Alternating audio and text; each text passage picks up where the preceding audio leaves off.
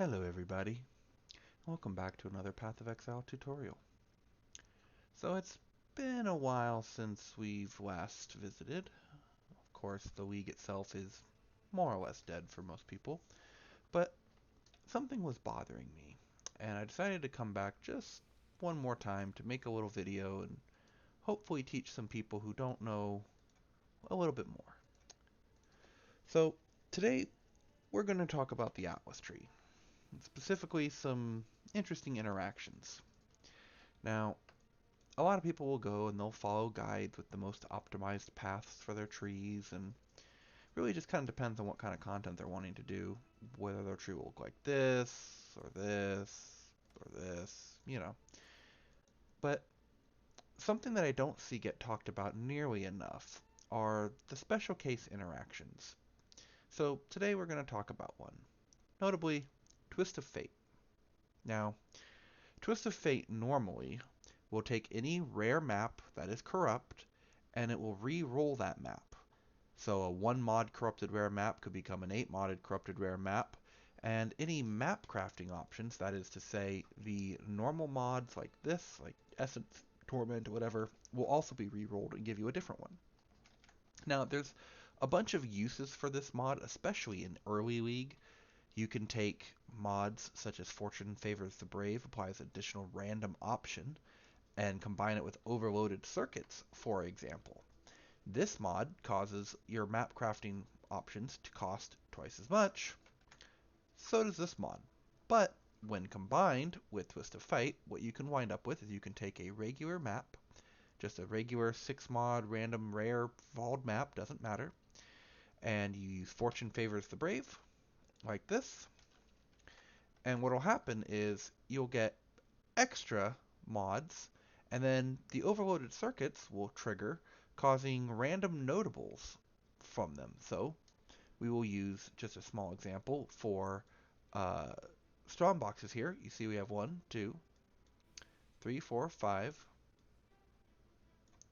6. That's it. There are only 6 notables for strong boxes. In effect, what this means is if you were to take the notable right here for Twice Tempted, as well as tamper-proof and secret compartments and all the stuff leading up to it, you would not need to take any of these 3 nodes. The game would take them automatically for you, which 3 Atlas skill points isn't a lot, but especially early in a league when you may not have all the points, that can really matter because it's not really just 3, it's all these points that you're saving. Now, again, divination cards, maps, and currency from strong boxes apply to all strong boxes, including the regular types, not just their corresponding Arcanist, Cartographer, and Divination Scarab, or Strongbox. So, a little bit of fun there, but beyond that early league shenanigans, Twist of Fate tends to kind of fall off, except for people who like to use the corrupted maps, the Vol Temple. Now, I don't know if I have one, as I don't normally do the Vol Temple myself, but let's see. I don't seem to have a T16 Vol Temple, but or Vol Pyramid, sorry, not Vol Temple. But the Vol map in question, when you do it, will have these special casks. These are chests, strong boxes. They operate just like strong boxes, and they give decent rewards. Well, if you use Twist of Fate, it will take the Vol Temple, which is a bad layout map, to be honest, and it will turn it into any other random map on the Atlas. But it will keep that line, the one that says 10 extra Vol chests, whatever, I can't remember the name of them. If you take a map like an originator map and you throw it in, the area is influenced by the originator's memories line, which is an implicit, will also stay, and then everything underneath will get re-rolled. Now, on a T16 mob, or T16.5 map like this, that means the quantity and the rarity, but it also means things such as the more scarabs, more currency, and of course, more maps. Now, generally, this is a bad thing, and so to offset this bad thing, it says maps modified in this way have 1 to 3 additional random map modifiers. This is exactly the same as what the Cartography Scarab of Risk gives, but it's times 3. Or times 1.5 now. Old Scarabs, it was times 3. Um, so what this could mean is if you took one of these random maps that had, let's just say, 8 mod corrupted, and you throw it in, you could wind up with an 11 mod. However, you also could wind up with a 4 mod map, right? You could get 4 mods, sorry, 5 mod map. You could get 4 mods on the map itself. That's usually as low as rolling rares can happen. And then you get +1 from the item. So you would actually lose mods. Well, that's no good. Enter the tier 17. Now, for those of you who don't know, tier 17 maps only can have 6 modifiers. Period. Ever since they changed how these things works, you can't have 8 mods on them, but you can have corruption implicits, like this. You can also, of course, apply Delirium Orbs to them, which count as an enchantment, and Chisels, which don't count as anything. Twist of Fate has 0 impact on those implicits, those Delirium Orbs, and the Chisels. But what's more, because of the rule that states that the tier 17 map has to have at least 6 mods, when you throw one of these, and you just go ahead and activate it, which we're going to also hit this just because,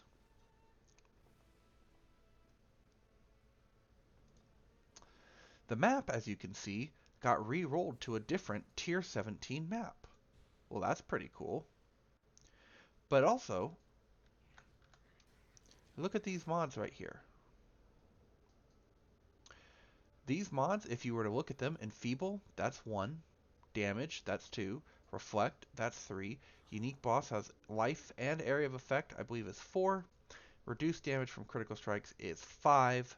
Targeted by a meteor when you use a flask is 6. Drowning Orbs is 7. Well, that's kind of interesting. And I think actually area of effect is 8. So I think we have an 8 mod here. So what happens is the tier 17 map kept its original 6, re-rolled them to 6 new ones, and then added 1 to 3 new mods from Twist of Fate. But let's take a look at this line right here. Area is affected by a corrupting tempest.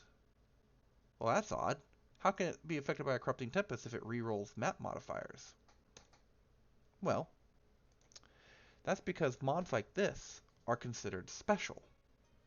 They are not the standard Fortune Favors the Brave, Harbinger, or whatever. The Alluring Vol side area, the Corrupting Tempest, and all the other specialty ones that you can get, they are not re-rolled by Twist of Fate. Additionally, while I don't have one to show you, any of the mods that you would get from a Awakened Scarab are not re-rolled. So, as an example, you can get the Imbued Harvest, which will force a harvest in the area and give those harvests a % chance to not wilt the other unused crop. This means you can take a tier 17 map, you can put a tier 17 map in, an Awakener Scarab, a Harvest Scarab of Doubling, which will double all the juice you get, and 3 Cartography Scarabs of Risk, which will of course add yet more mods to the map, and these mods are unaffected. Scarabs and other things that are put in here are unaffected by Twist of Fate. And what you'll wind up with is a 6 mod that will become either a 7 to 9 mod map that will get an additional 6, so it becomes a 13 to 15 mod map with doubling and the Imbued Harvest. Now, for those of you who like to farm Harvest, this will allow you to, well, print Divines. Ha ha ha. I normally don't like to talk about printing Divines and profit, but out of boredom, the last however long, this is what I've been doing.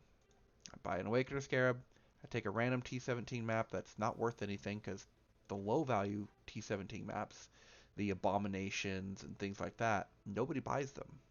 So, you take one, you just slap 4 chisels on it, you vol it, slap it in here with 1 Awakener Scarab, and it's almost guaranteed that the map that you do is going to give you 9, 10, 15,000 yellow life force if you are doing a harvest strat. Now, sometimes you will brick, Sometimes you'll get a mod like on this map how I have Reflect or something that your build can't handle. But there are builds out there that really just don't care about any of the tier 17 mods. Anything except for like volatile cores, for example. Tricksters come to mind. My Chieftain, which I've shown you guys in previous videos, comes to mind. Things where you just stand there and everything kills itself. These types of maps and these types of uses for the tier 17 and the Twist of Fate can be quite rewarding. As I said, I don't like to do, divine orbs per hour, but just today I ran 5 maps just to kind of play with it a little bit and get a little rough numbers. And I had one map in those 5 where I had 0 yellow plots. I instead had a total of 5 plots, or 5 farms with 2 plots each. I got 8 of those plots, and what I ended up with was about 22,000 blue juice. But that could have been yellow. If it had been a yellow plot instead, it would have been massive. But it wasn't. I had no yellow. In fact, if I had had a yellow plot, even one, it would have very likely been a lot more than 20,000 because of how crop rotation works. But anyway, just a little bit of fun. And there are other map modifiers too that can be really fun to work with. Another good example that you can play with, I'm not saying it's the most profitable, but it can give you some really interesting results, is the Awakener Scarab on Anarchy. Anarchy will give you the extra, where is it? The extra Rogue Exiles, and when you use the Awakened version, those Rogue Exiles have a 20% chance to drop fractured items. Well, on a tier 17 map, the items that are dropped, which we'll go ahead and just go kill some monsters in this one to show it real quick. Since this map unfortunately does have Reflect, we have to do this. Alright, the items that drop in this map, as you can see, are 85, 85, 85, and so on and so forth. But sometimes,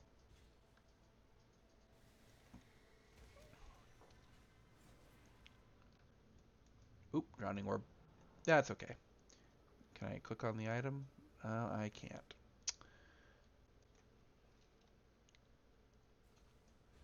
Alright, let's go back in here real quick. Alright, sometimes the item will be item level 86.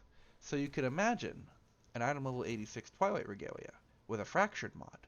Well, if that's Fractured T1 Energy Shield, or if it's a evasion base with Fractured T1 Spell Suppression, that's worth a ton of money, right? So there's a whole lot of things that you can get. Like here's an 86 Syndicate Scarf. That's a high level base. That with a Fractured mod would be really good.